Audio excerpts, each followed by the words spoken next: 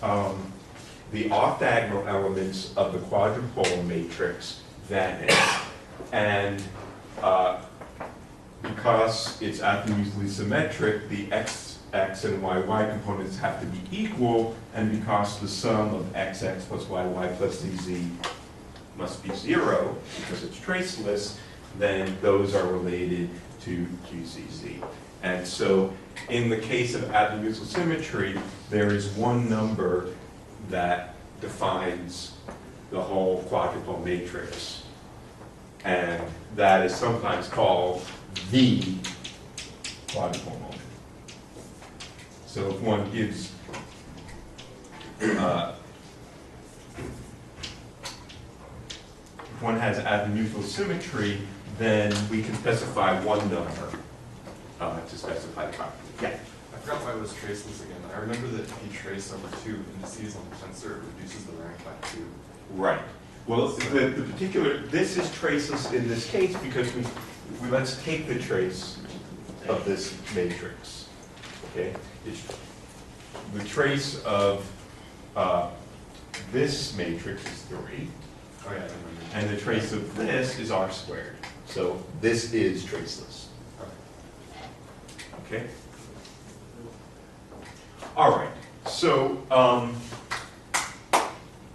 we're then talking about the most general expansion, writing it in a more general form. So if we take the Green's function for the Poisson equation, then we were using just a Taylor series expansion, we were able to write this as a power series where the terms then, these should be of order L. Each of these is a rank L tensor.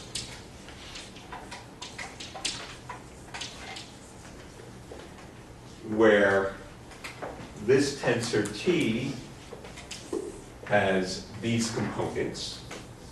And as we discussed last time, this tensor is traceless.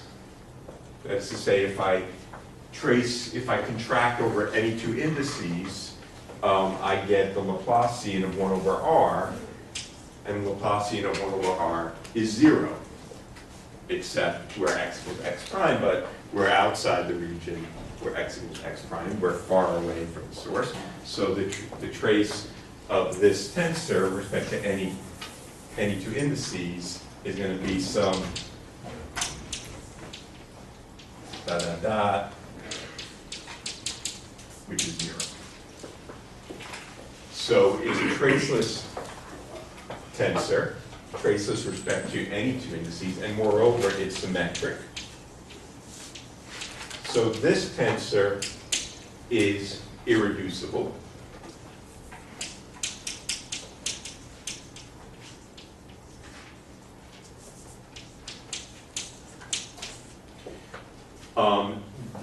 This tensor is just the polynomials, just the outer products of all of the coordinates associated with the source position.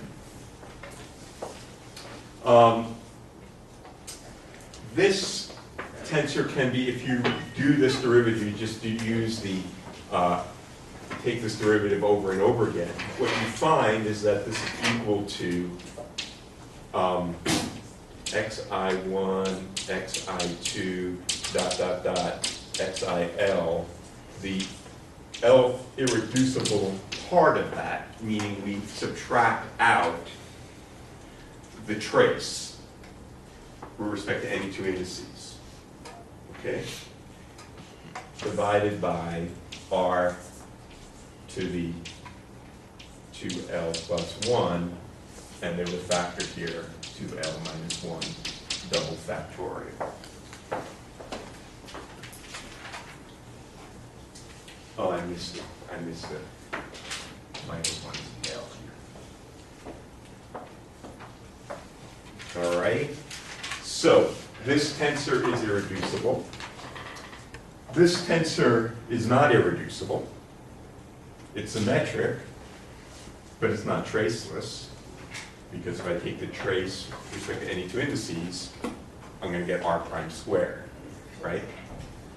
However, what we showed in problem set number 1 was that if you contract two tensors, then you only pick off the irreducible pieces, right? You remember we had that in problem set 1. So if this, since this tensor is irreducible, it's only the irreducible component of P that contributes to this trace. We showed that in problem set 1. So I can write this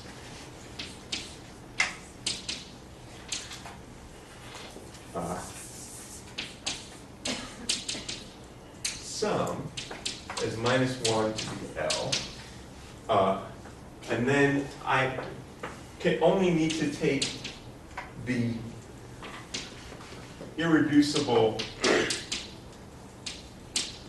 component of P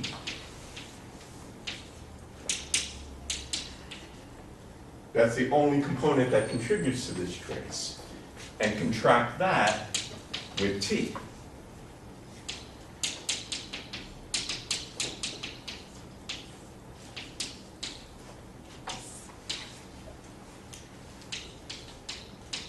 I have to have my 2L minus 1 double factorial. Everyone know what double factorial means? That's just a shorthand for n times n minus 2 times n minus 4, dot, dot, dot, up to 1. Okay?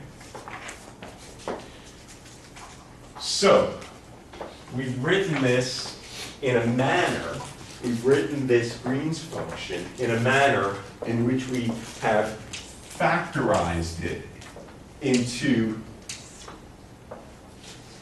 terms that depend only on the coordinates of the point of observation and terms that depend only on the coordinates of the source. That was our intention. That was the whole goal here. And so now we can plug this back in and say what is the potential at the point of observation. Of course, that is the convolution of the source with the Green's function, or Q over R in much more simplistic terms. And plugging in now this term, or this expansion for the Green's function, we see what we have. This is equal to a sum over L. This minus 1 to the L, pardon me.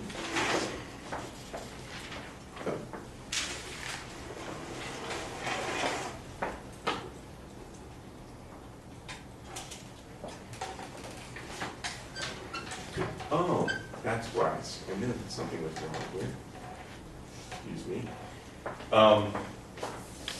When you do this derivative, there's another factor of minus 1 to the L.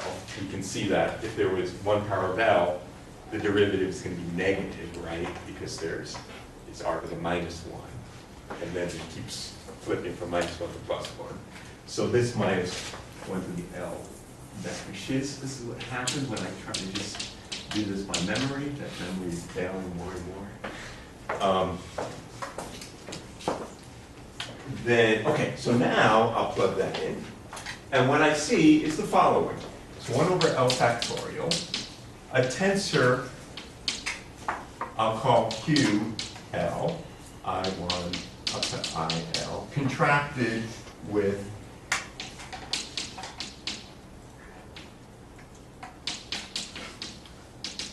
this tensor.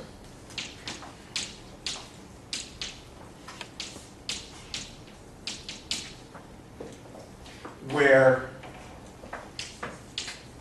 these tensors, QL,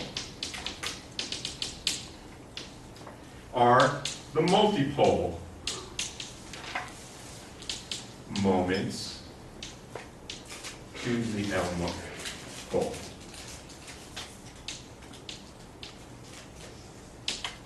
And they are defined thus, putting this all together, 2L minus 1 double factorial, the integral over the source times the irreducible part of the outer product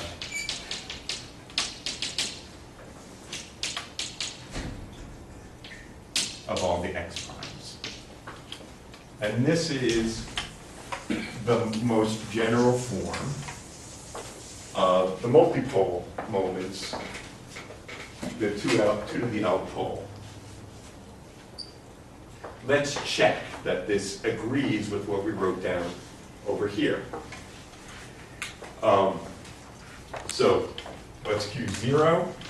Well, in that case, L equals 0, so Q0 is just this, which is the total charge. Q1 has one index. L equals 1. 2 minus 1 is 1. Double factorial is 1.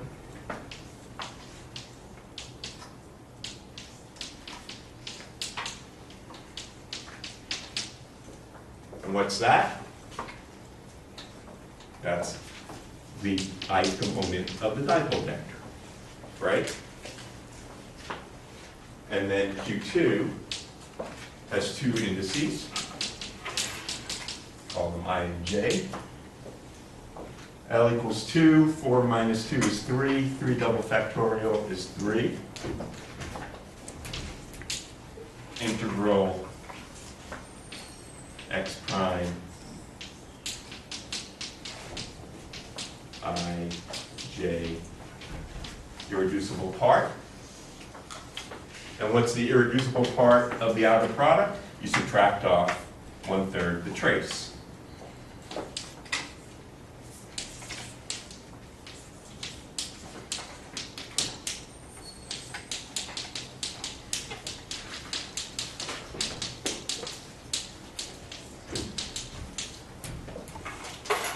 So it works. Okay? And then if I wanted to find the octupole moment, I could do that. I'd have to have I'd have the outer product of 3 guys, and I'd have to subtract off all the traces the way we did in problem set 1. If we wanted to do that. No, we want to do that, but if we wanted to, we could. Finally, by convention, this isn't a true expression.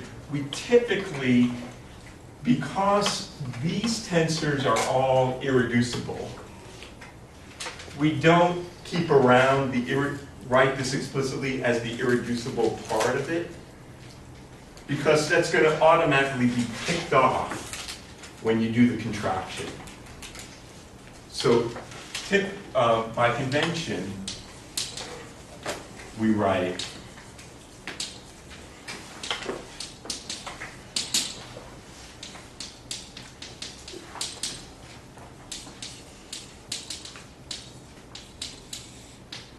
this as QL, I1, I2, up to the L index, and then just the outer product of all of the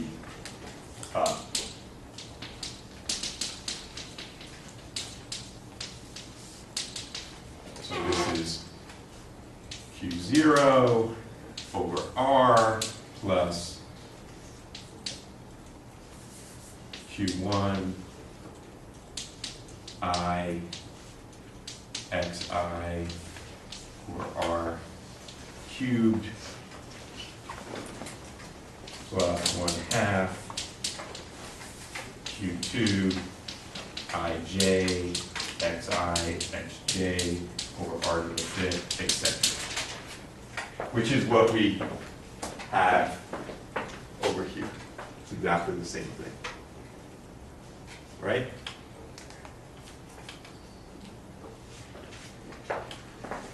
Okay, so this is the most general form of the multipole extension written in terms of irreducible parts of these Cartesian tensors.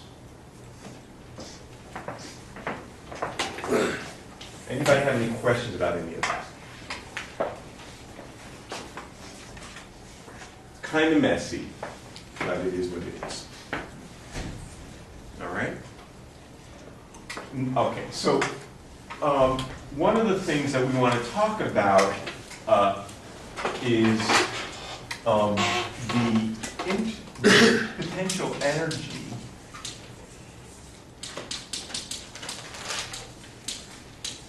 of a localized charge distribution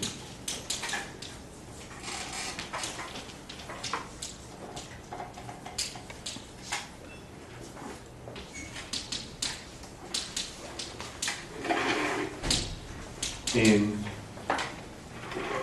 an external field.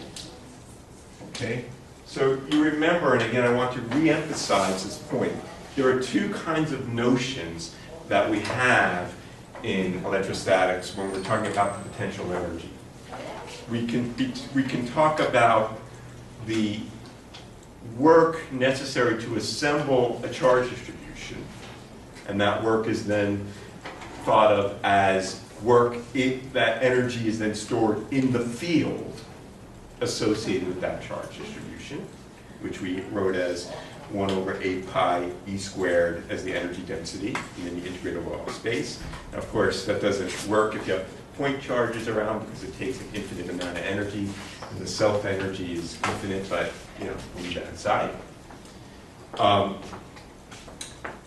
But there's yet a different notion, which is that I have some electric field produced from some other sources, whatever that is, and I have some charges that are in this field.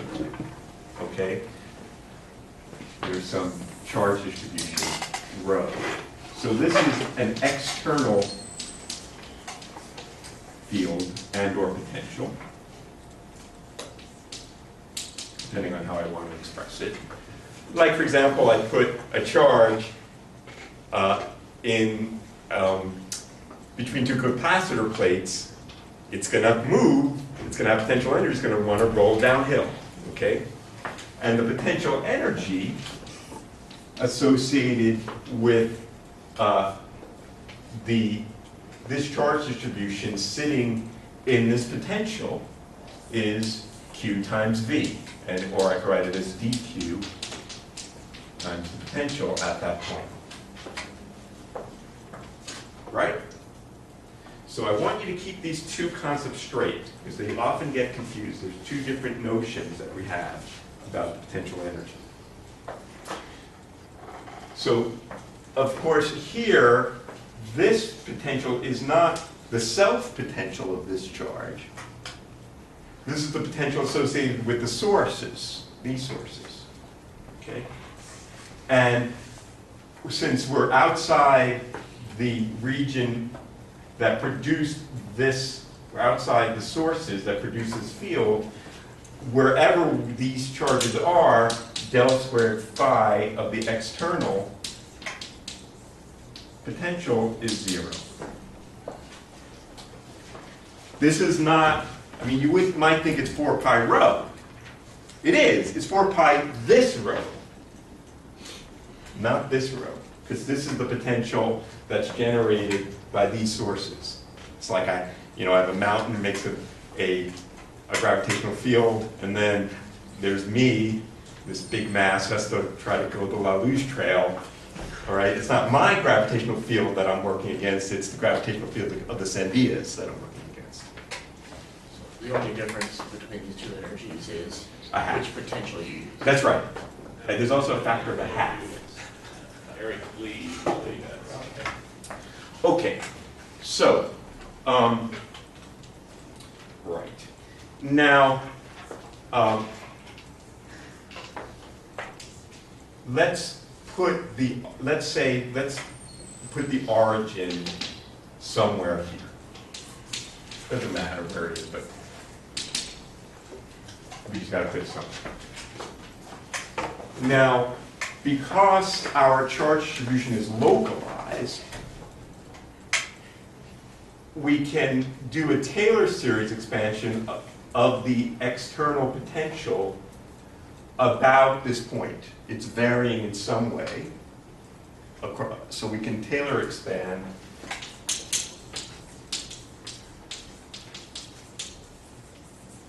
the external potential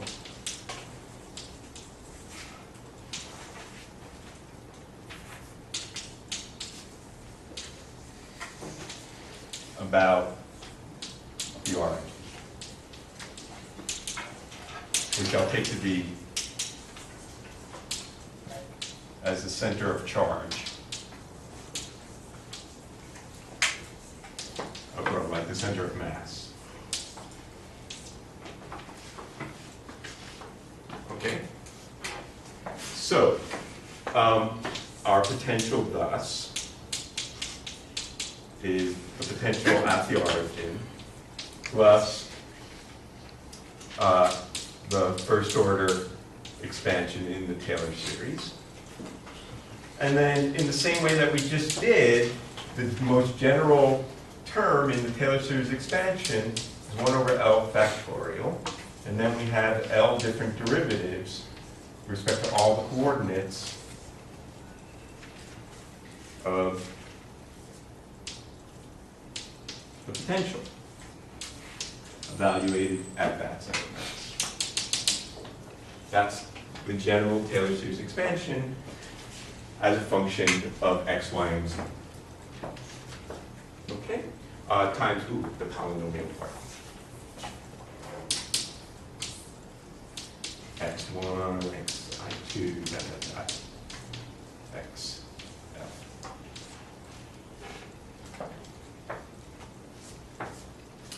All right. So now we look at this and we see, this tensor is symmetric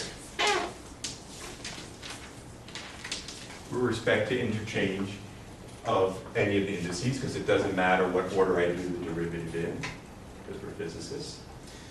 Maybe it matters, but we assume things are smooth enough that it doesn't matter. And of course, this is obviously symmetric, right? It doesn't matter what order this is. So it's a symmetric tensor. Moreover, what happens when I trace over any two indices? It's zero. Well, why is that? Well, because tracing over two indices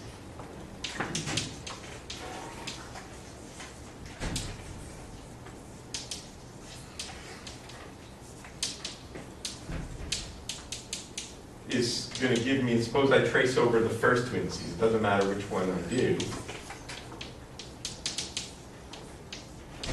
The trace of this is sum over that index. That's del dot del acting on phi. But we just said we're outside the source that produced this external field.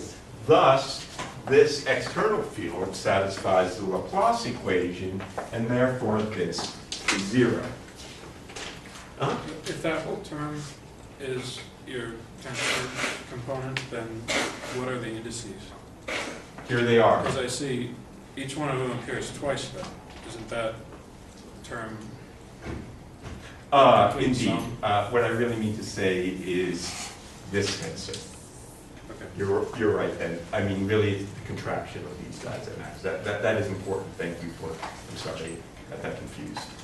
Because we're about to do something based on this fact that this tensor, as now bracketed, is irreducible. Because what that means then is that I only need to take the irreducible component of this outer product. Right? For the reason we just said, if I contract two tensors and one is irreducible, it's only the irreducible piece that contributes. So now I can plug this back into this.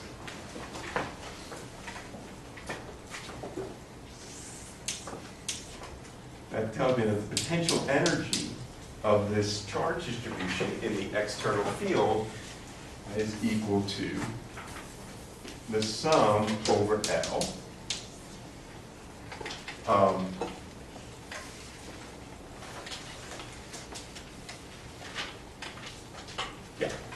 over L factorial, the integral over the charge distribution, rho x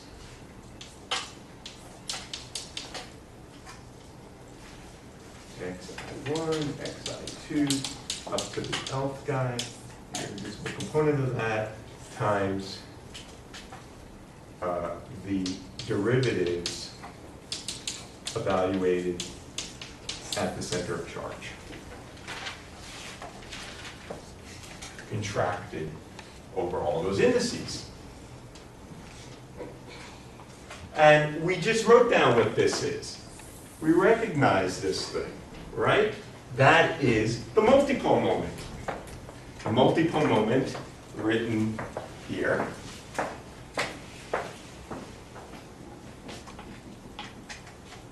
Just up to that factor, 2L plus 1, double factorial. So what we have thus is that the potential energy can be thought of as potential energies associated with each of the multipole moments. We've done a multipole expansion of the potential energy.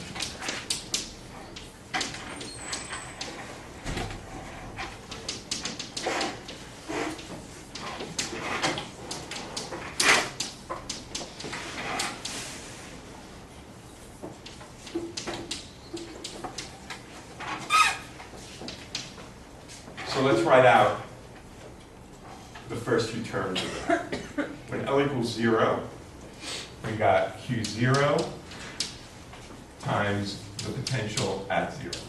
That's the L equals 0 term. The L equals 1, we got, this is 1, we got Q1 sub I, the partial with respect to I of potential at the origin. And then we have 2 factorial, and this is 3 double factorial, so that's 2 times 3, or 1/6.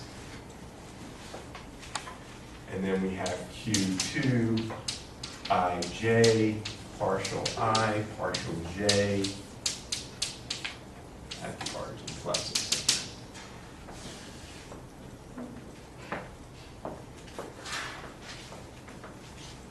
So we have the following decomposition. If we have a localized charge distribution, we can express the potential energy as the interaction of each multipole component with the field or the potential.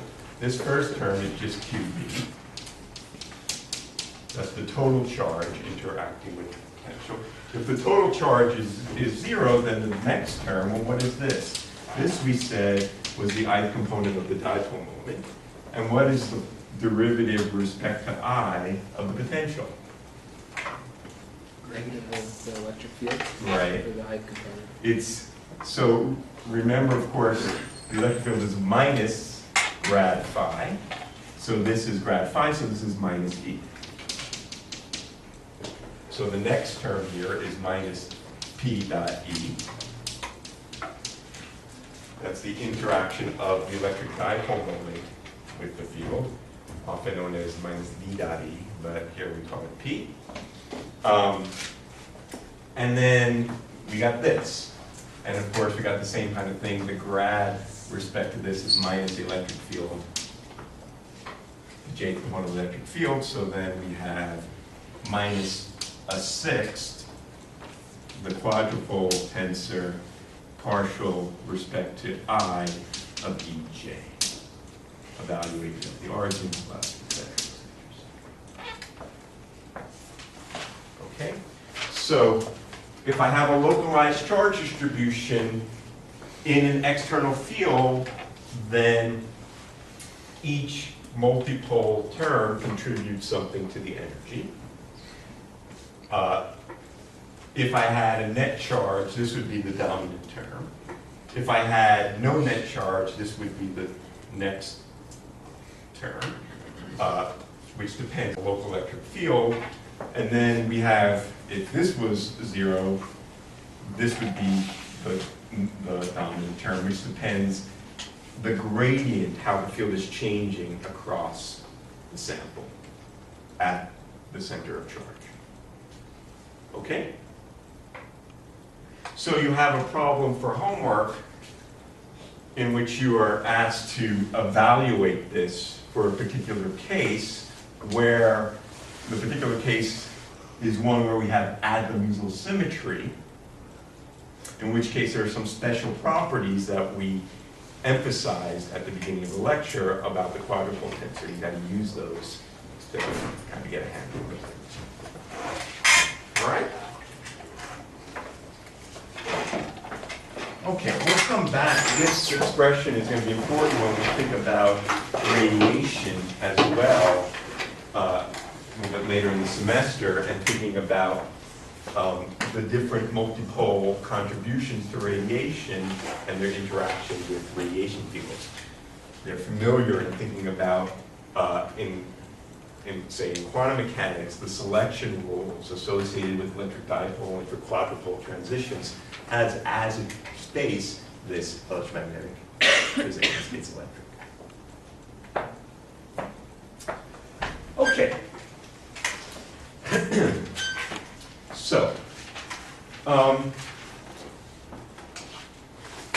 So we have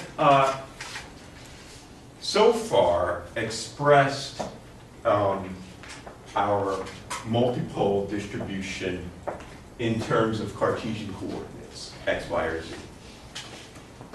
That's convenient if our charges are or charge distribution is localized with Cartesian symmetry, like point charges on the x or y or z axis.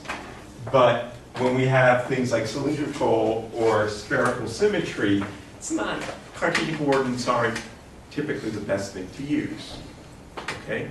So we want to now discuss the spherical representation of the multipole expansion.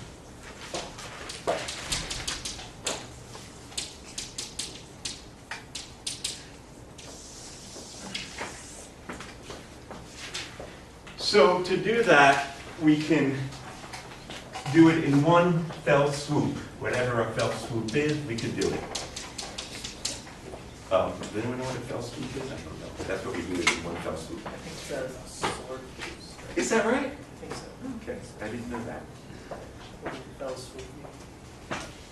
So what is that fell swoop? Well, it's what's known as the addition theorem.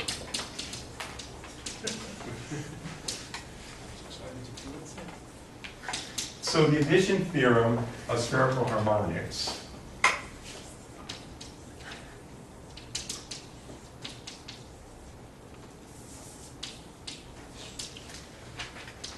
says that this function can be expressed as a power series of spherical harmonics in the following way. Sum L equals 0 to infinity, 4 pi over 2L plus 1,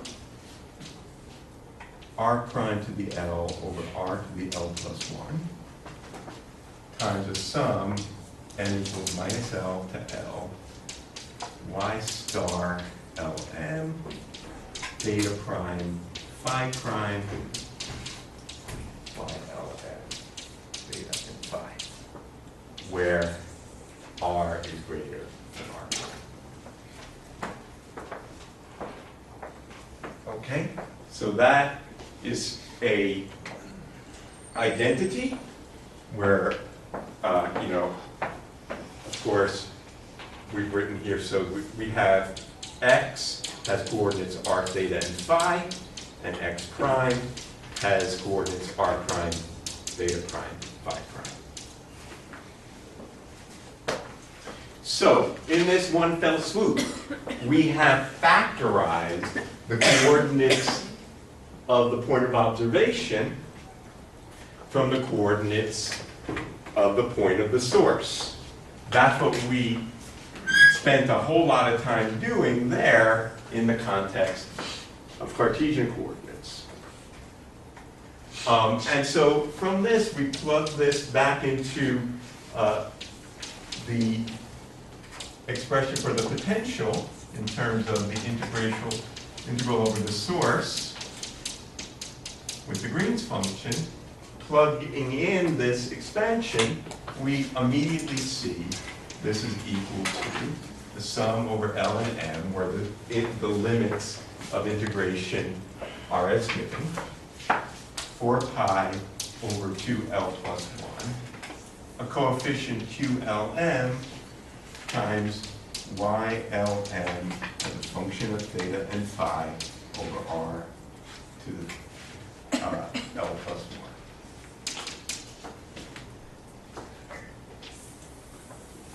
1. And this, in one fell swoop, is the multipole extension.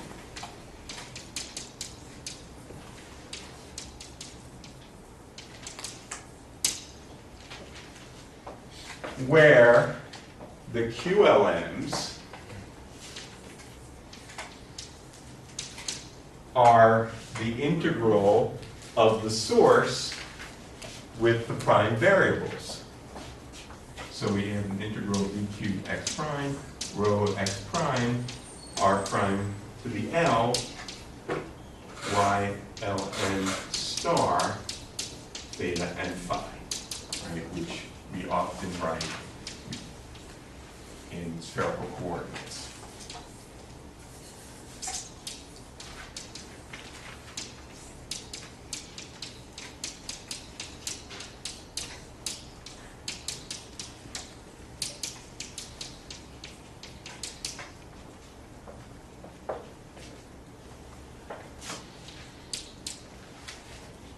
So these objects are called the spherical multipole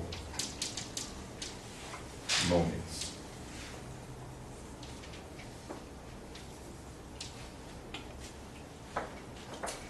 And they are, for a given L,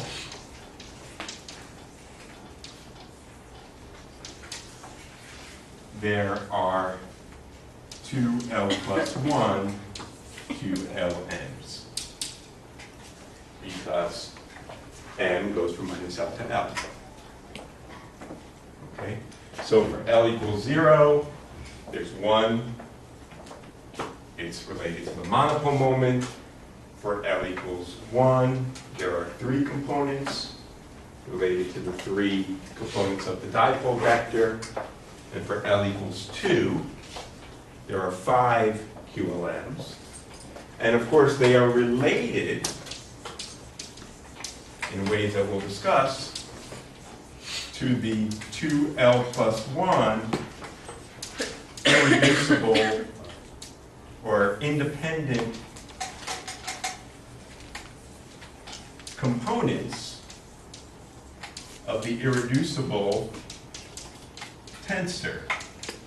So even though a tensor of rank L in 3 dimensions has, what does it have, 3 to the L components, there are only 2L plus 1 independent components because they are irreducible tensors.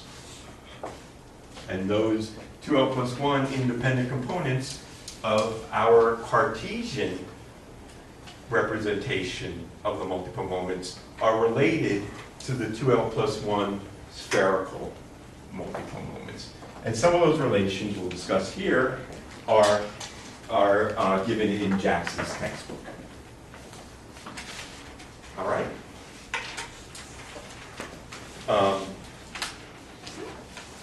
Right. So let me just note here, remember this is something that I want to re-emphasize because it's sometimes, there's so many things going on, it's hard to keep track of everything. Each multipole moment, each component of a multipole moment is associated with a characteristic field and potential. So if I had a monopole, the characteristic, it's just a 1 over r potential with spherical equipotential surfaces. If I have a dipole, well, there's a particular shape of the equipotential surfaces and a particular shape of the electric field associated with the dipole. We wrote those down last time in Cartesian coordinates. What we see here is that each QLM gives rise to a potential which has this shape. It falls off with distance like r to the L plus 1. And it's the equipotential surfaces are the YLMs. Okay? So if I have a monopole, y0, 0, let's just write down a few of the YLMs. Let's remind ourselves.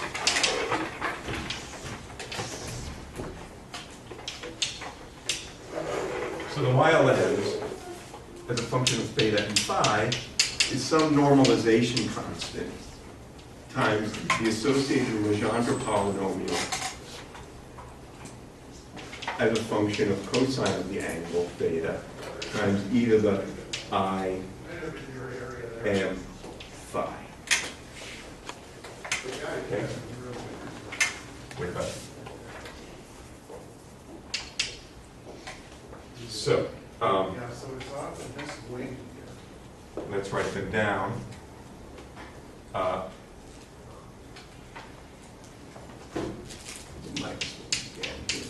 That minus sign straight.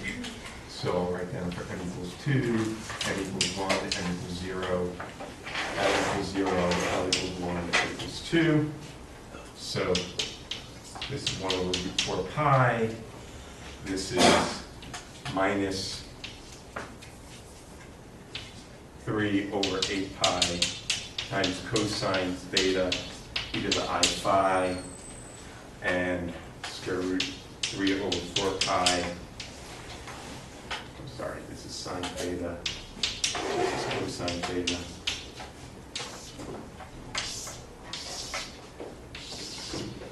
And then we have for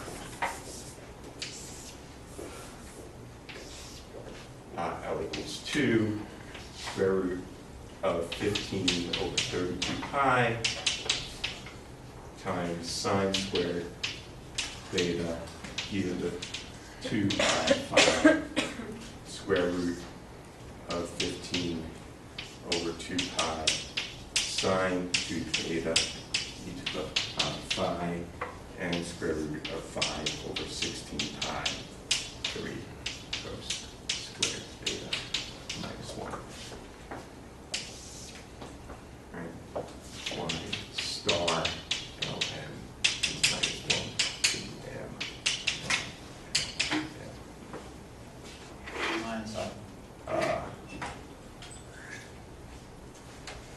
Why is that? Thank you.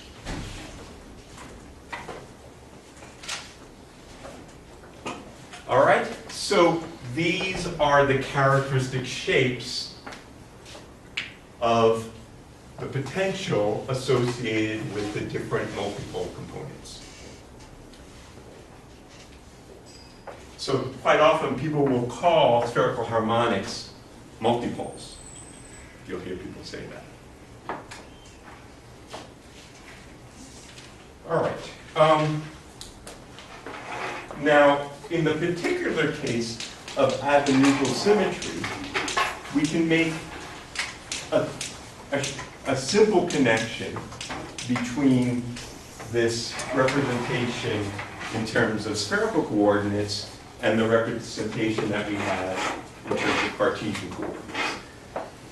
So if I have azimuthal symmetry, what that means is that the potential doesn't depend on the azimuthal angle phi. It's independent of that coordinate, right? So we have some situation where as a function of phi, the potential, the charge density is constant, doesn't depend on it. So in that situation, what we see automatically is that the QLMs, which I'll write out explicitly again.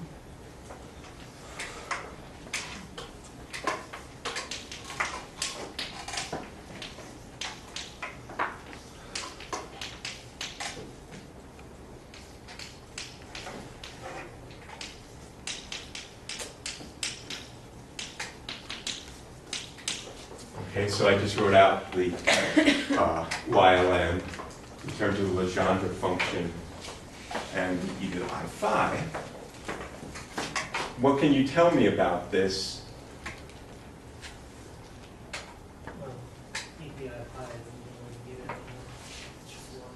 So if I'm integrating over phi from minus pi over 2, or from 0 to pi, from 0 to 2 pi, then this is 0 unless m equals 0, right? They are orthogonal functions, the exponentials.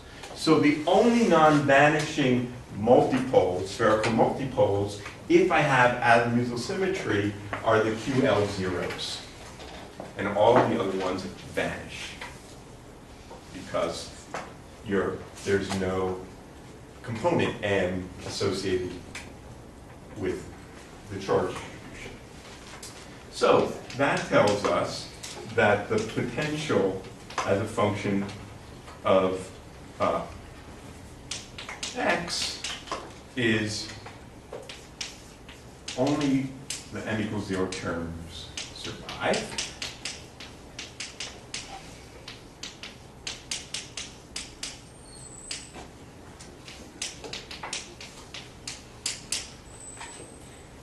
And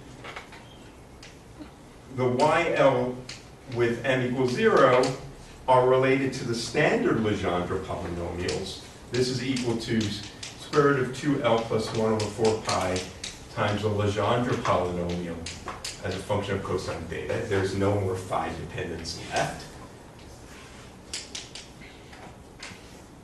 And so this is equal to something we call QL, PL, I'm sorry, I forgot my 1 over R to the L plus 1. Thanks.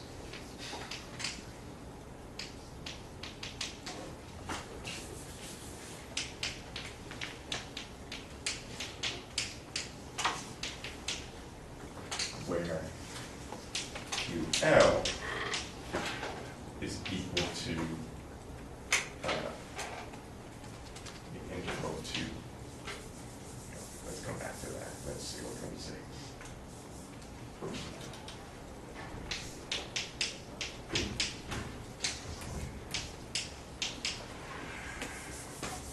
Square root 4 pi over 2L plus 1 integral r squared dr d omega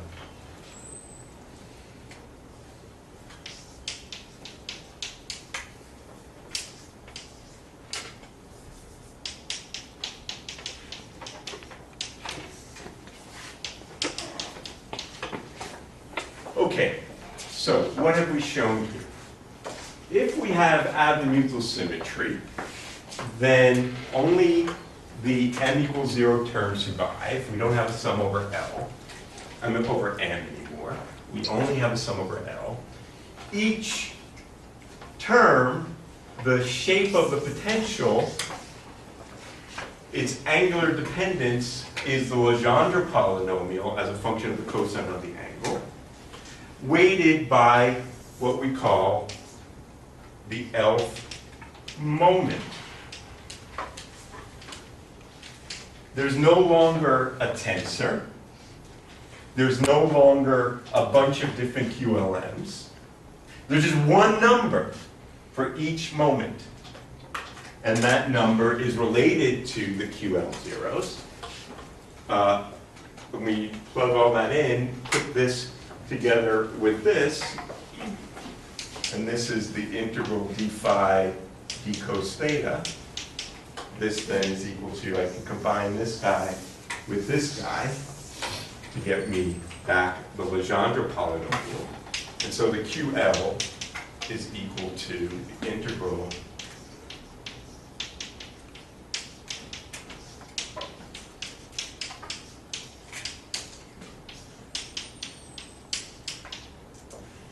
and this is what's written down in Griffith's textbook.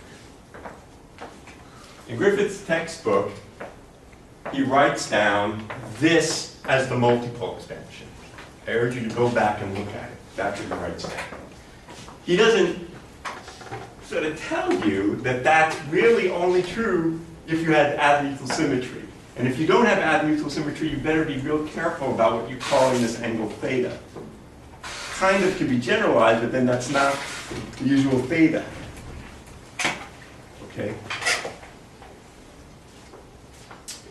All right, but luckily I have here still very masterfully maintained on the blackboard the Cartesian discussion of azimuthal symmetry. So these guys must be related, yes? So this is just a really minor note, but so if we were actually to go and perform that integration. This should be too high, sorry. So if you had the d cosine theta, then you'd get like a negative sine theta. So that would give you negative of the normal volume element. And is it then just a matter of switching your limits of integration? Yes. So I was a little bit quick here. Okay. So when we integrate with respect to theta,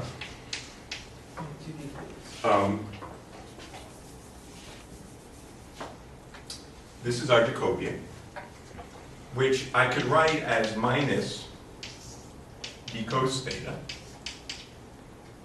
but the cos theta is 1 to minus 1. But then if I switch the limit of integration, Okay. so when I write d cosine theta, this is the assumed limits from minus 1 to 1. But that's correct. Cool details, they need to be paid attention to. All right, so what I wanted to do now is show that indeed our Cartesian expansion is equivalent to this. Firstly, for the case of azimuthal symmetry.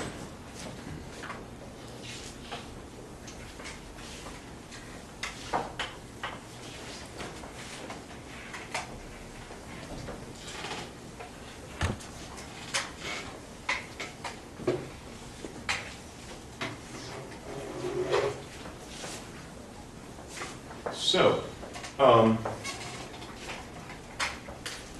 what we have here is the Cartesian representation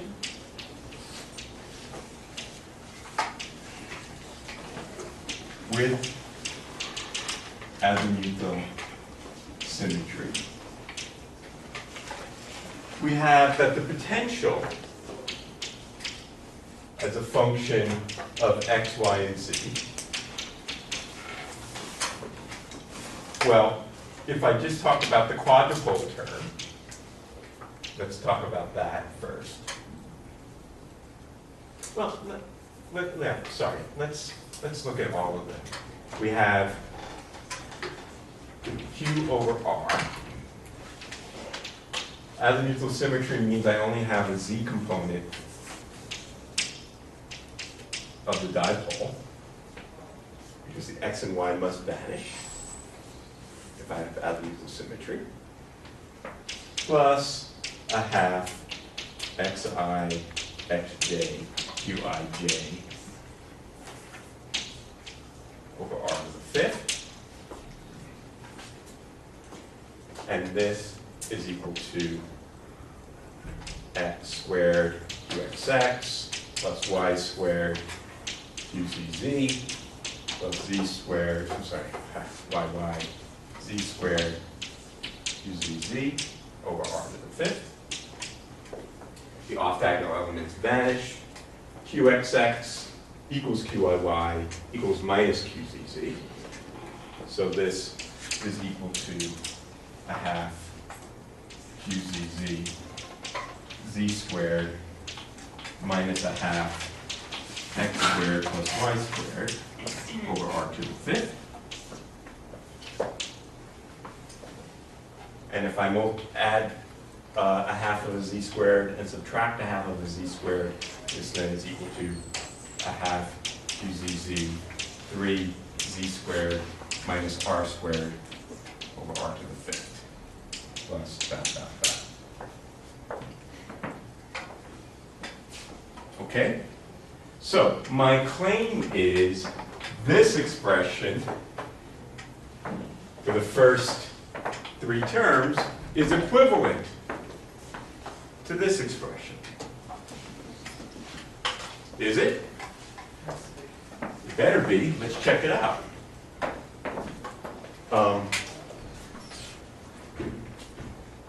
There should be a 2 over here. It's 3 halves. So this is, let us remember the relationship. We won't get our knuckles broken because we remember the relationship between z, r, and theta. So we can plug it in. If I have azimuthal symmetry at the end of the day, things only depend on the z coordinate. They can't depend on x and y. They depend on z and r. So let's plug it in. We get q over r. We get pz cos theta over r squared plus a half qzz 3 cos squared theta minus 1 over 2 r cubed plus ... Does this agree with that expression? What is this expression? Let's go back to this board.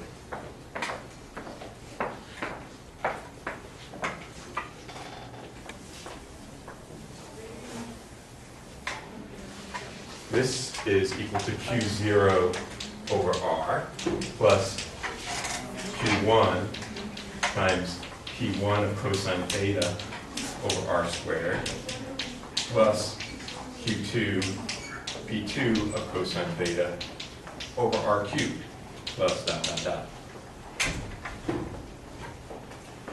And of course we remember the Legendre polynomials, maybe.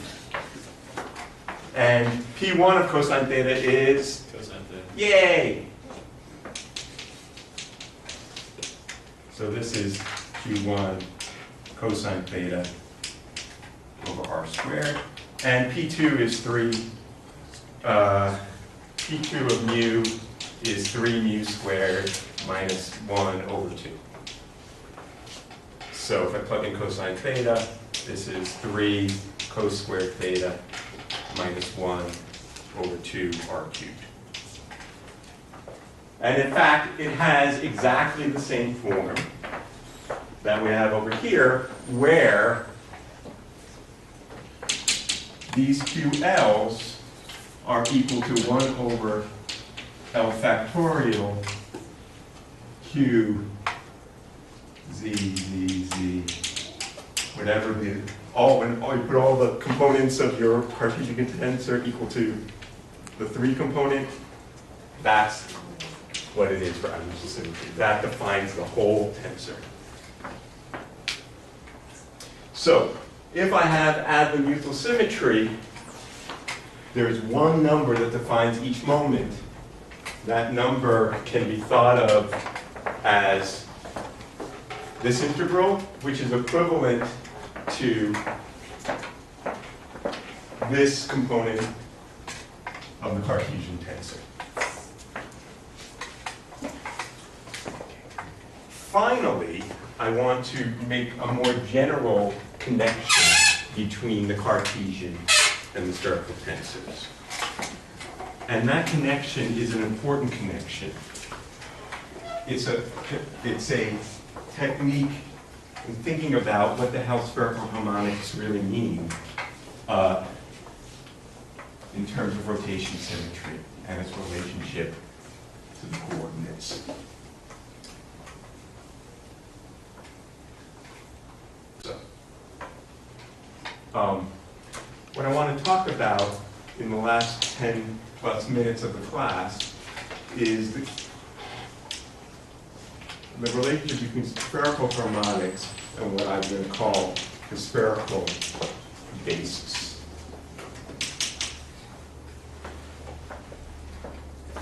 What do I mean by this? Those of you who are at the problem session, I alluded to this yesterday. And this is the following. Suppose I have rotation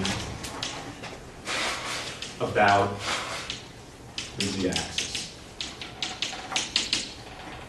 Okay, so let's write down the rotation matrix. Suppose I rotate about the z-axis by an angle phi. So the rotation matrix cos sine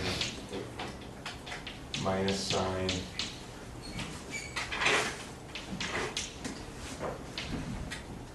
cos 1. Okay? That's the rotation matrix that we wrote down when we're thinking about transformation of coordinates. This matrix can be diagonalized. What are its eigenvalues and what are its eigenvectors? So I'm looking for, if I have some vector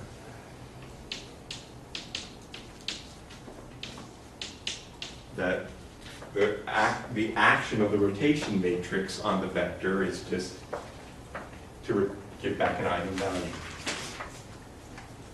Seems hard to imagine what vectors that could be, because I'm rotating around the z-axis. What vectors are left alone? Well, clearly the z-axis is left alone, so that z-axis is an eigenvector, and it just goes back to the z-axis with eigenvalue 1. But any other vectors in the xy plane don't go back to themselves. So there are no other eigenvectors in Cartesian space that are eigenvectors rotating about the axis. But if I allow my vectors to live in a complex plane, that is to say with complex scalars, I can take superpositions with complex numbers, then there are eigenvectors. And in fact, there are 3 eigenvectors with eigenvalues e to the I cubed phi, where E0 is the z-axis, that's the one we just said, goes back to itself.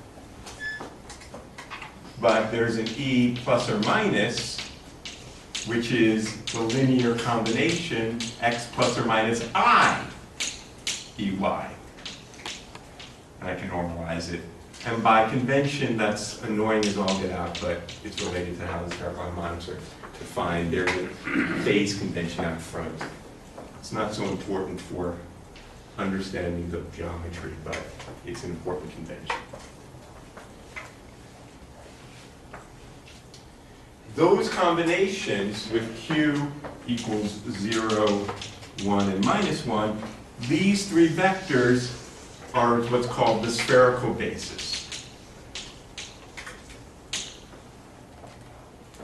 They span 3-dimensional space with complex scalars. Okay? And they are obviously, because they are eigenvectors of rotation, and because the spherical harmonics are related to the eigenfunctions of rotation, there is clearly some relationship between them. And the relationship is important for you to understand.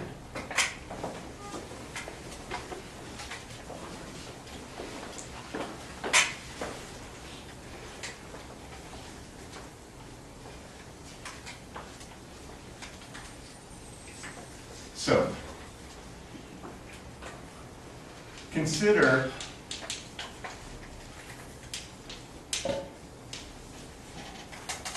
the complex coordinates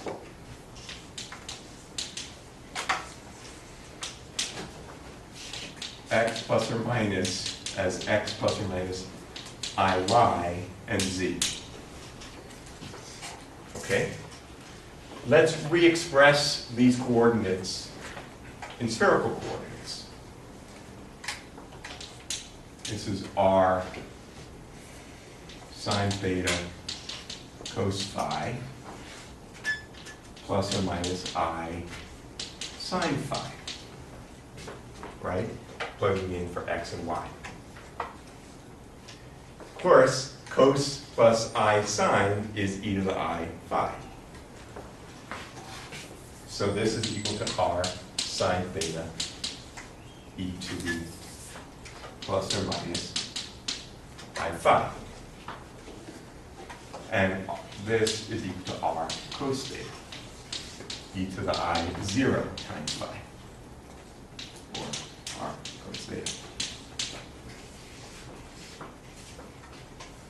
So what we see here is that, recall in quantum mechanics,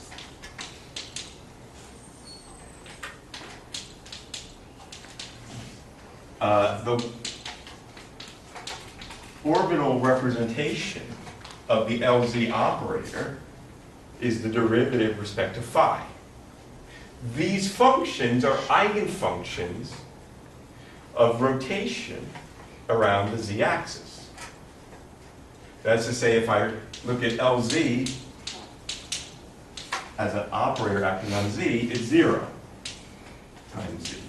Whereas LZ acting on x plus or minus IY is plus or minus 1 times.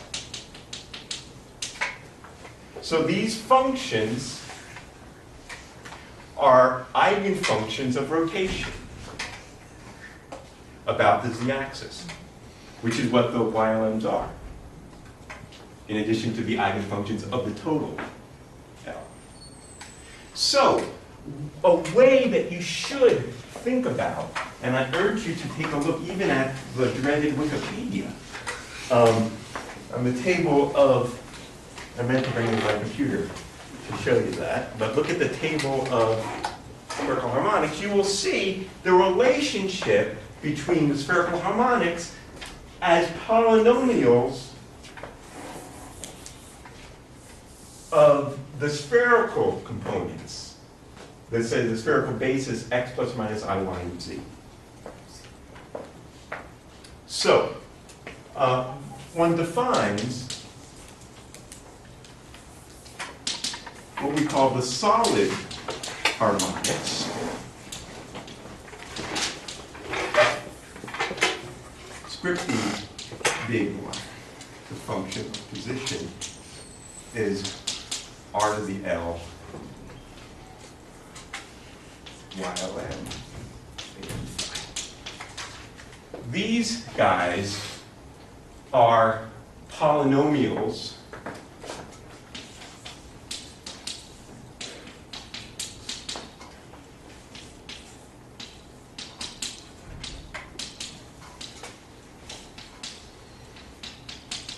in terms of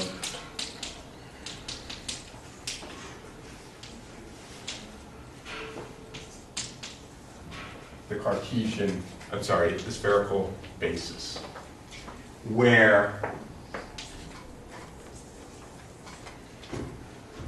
M is equal to M1 minus M2, because this has M equals 0, this has M equals minus 1, this has M equals plus 1. If I do it to the mth power, I get that.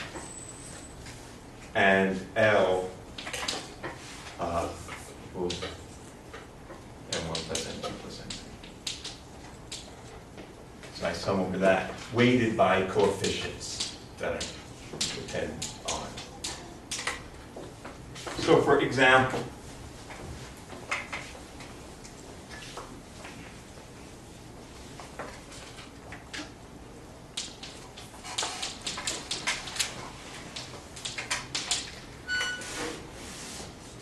well, y00 is a constant.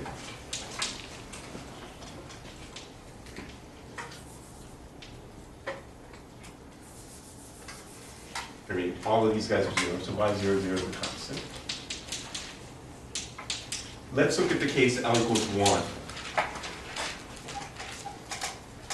Well, if L equals 1 and M equals 1, that is x plus iy to the 1, right? Because I have to sum all these guys to 1, and M has to be 1. There's no other way to do it. That's then r sine theta e to the I phi, which is, if we look back over there, the angular dependence, you know, this is a constant r y11 of theta and phi. So x plus or minus iy is the function whose angular dependence is the angular dependence of y11. Z, L equals 1, M equals 0, is r cos theta. This is some constant, r y10. Right? y10 cosine theta. What about x plus or minus iy to the power 2? Well, this has to be proportional to L equals 2, M equals 2, or plus or minus 2. It's the only part that can be. And what is that? That's r squared sine squared theta e to the plus or minus I 2 phi.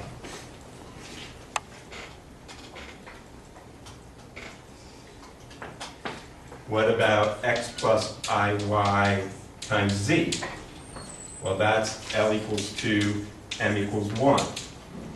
That's r sine theta cos theta e to the I phi. Sine theta cos theta is sine 2 theta over 2. Works. So, very important, if you really want to understand spherical harmonics, you need to understand the spherical basis.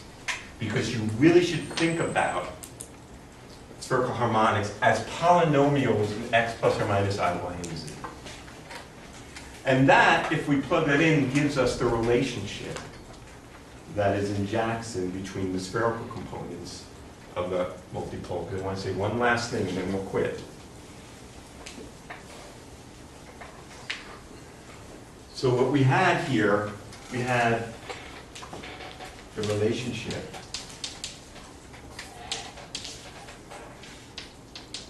between Cartesian and spherical. We have two different representations that we wrote.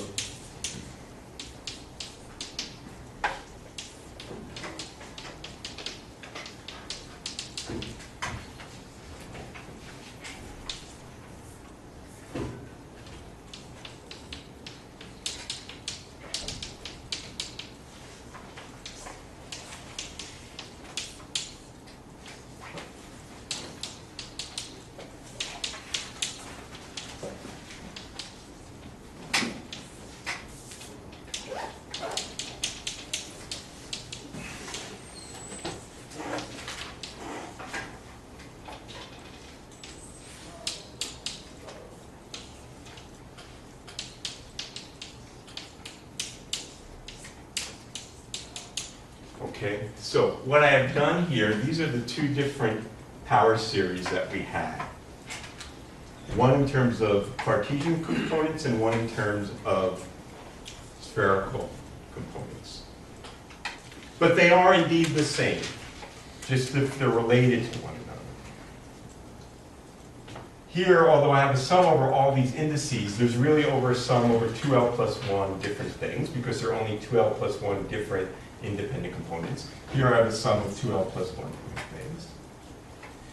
This polynomial is just the same as this polynomial. And my QLM sum is the integral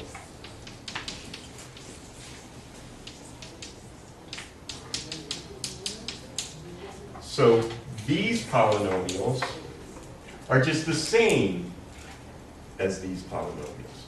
The difference is these are the real and imaginary parts of this complex thing. That's the relationship. Okay, I know I rushed through this last bit of it. I wanted to just give you a little bit of exposure. It's not that important, all of these details, but what is important in terms of manipulating and dealing with tensors is thinking about the spherical basis a little bit. I'd like to urge you to think about that a little bit and review that. All right? All right, let us call it quits. I can write this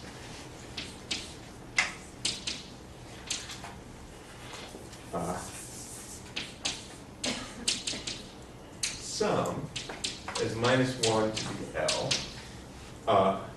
And then I can only need to take the irreducible component of P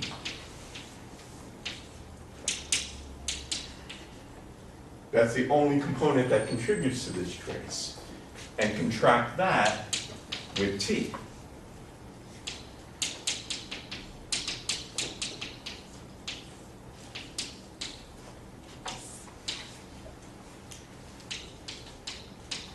I have to have my 2L minus 1 double factorial. Everyone know what double factorial means? That's just a shorthand for n times n minus 2 times n minus 4, dot, dot, dot, up to 1. Okay? So, we've written this in a manner, we've written this Green's function in a manner in which we have factorized it into terms that depend only on the coordinates of the point of observation and terms that depend only on the coordinates of the source. That was our intention. That was the whole goal here. And so now we can plug this back in and say, what is the potential at the point of observation? Of course, that is the convolution of the source with the Green's function, or Q over R in much more simplistic terms. And plugging in now this term, or this expansion for the Green's function, we see what we have. This is equal to a sum over L. This minus 1 to the L, pardon me.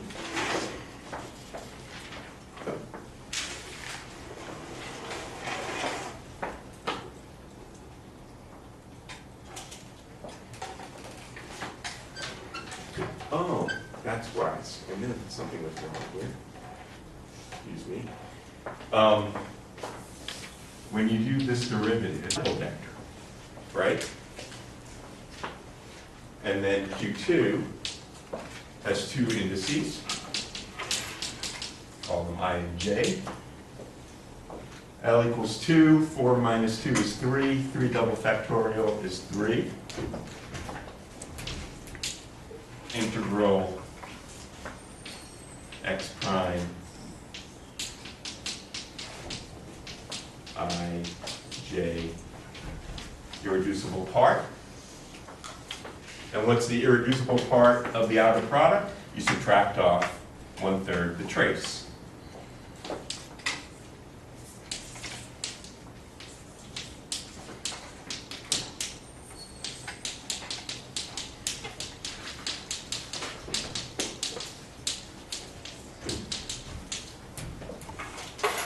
So it works. Okay?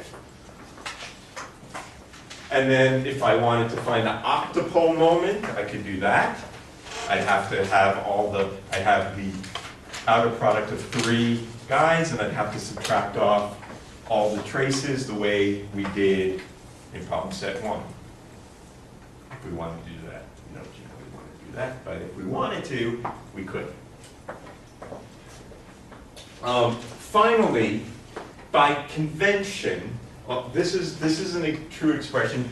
We typically, because these tensors are all irreducible, we don't keep around write this explicitly as the irreducible part of it, because that's going to automatically be picked off when you do the contraction. So by convention, we write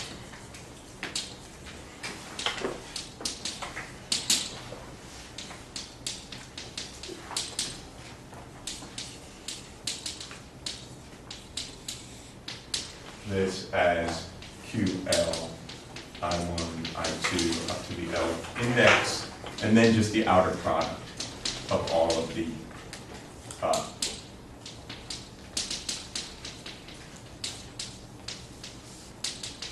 so this is Q0 over R plus Q1 I xi or R cubed prime. We're far away from the source. So the trace of this tensor with respect to any 2 indices is going to be some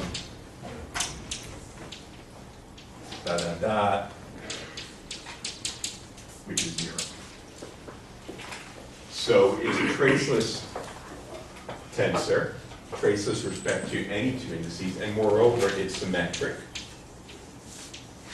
So this tensor is irreducible.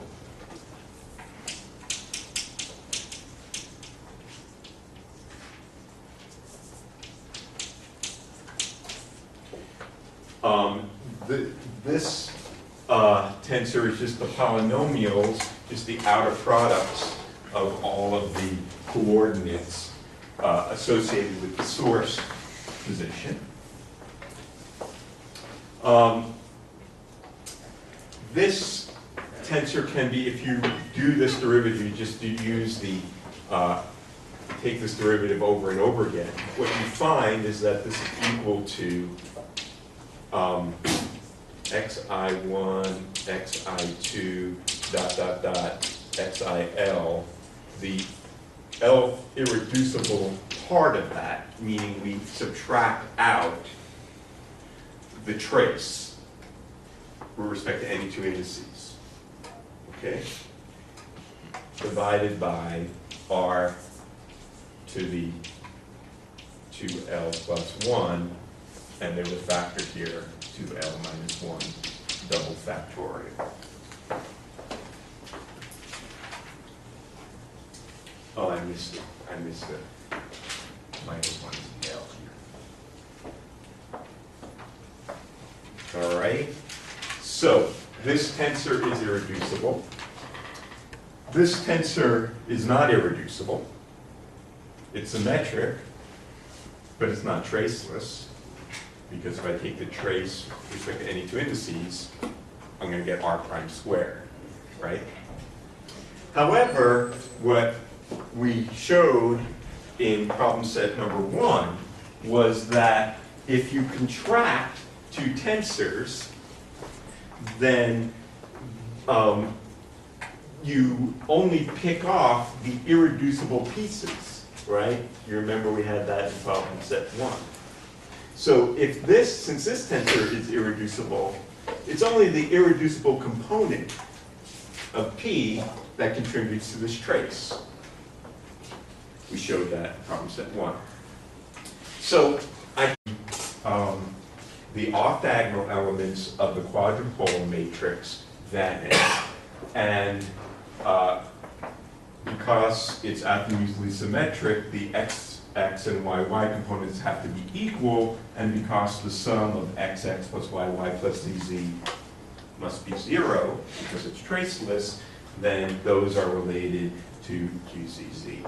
And so in the case of azimuthal symmetry, there is one number that defines the whole quadrupole matrix. And that is sometimes called the quadrupole moment. So if one gives if one has azimuthal symmetry, then we can specify one number to specify the property. Yeah. I forgot why it was traceless again. I remember that if you trace over 2 indices on the tensor, it reduces the rank by 2. Right. Well, the particular, this is traceless in this case because we let's take the trace of this matrix. Okay? The trace of this matrix is 3. Oh yeah, I remember. And the trace of this is r squared. So this is traceless. Okay? All right. So we're then talking about the most general expansion, writing it in a more general form. So if we take the Green's function for the Poisson equation, then we were using just a Taylor-Series expansion, we were able to write this as a power series where the terms then, these should be of order L. Each of these is a rank L tensor.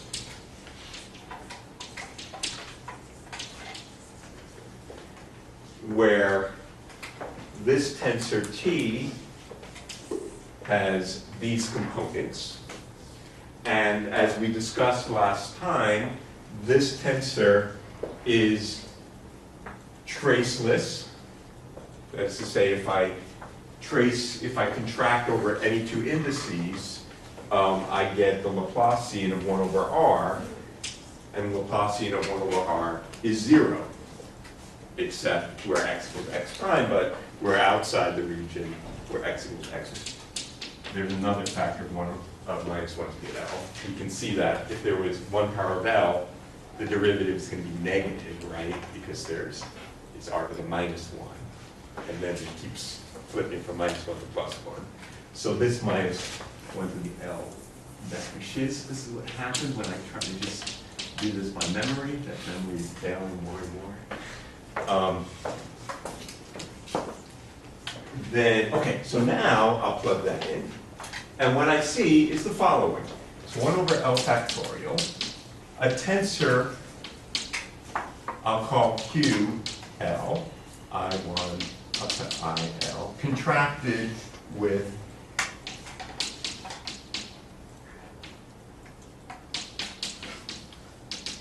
this tensor.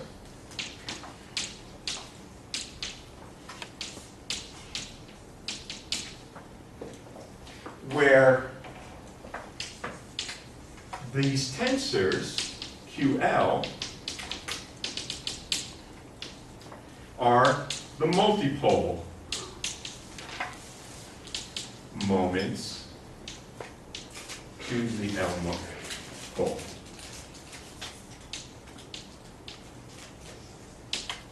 And they are defined thus, putting this all together, 2L minus 1 double factorial, the integral over the source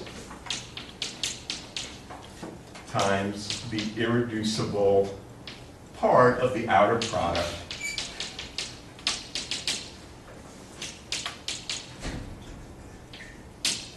x primes. And this is the most general form of the multipole moments, the two to the outpole. Let's check that this agrees with what we wrote down over here. So what's Q0? Well, in that case, L equals 0, so Q0 is just this, which is the total charge. Q1 has one index. L equals 1. 2 minus 1 is 1. Double factorial is 1.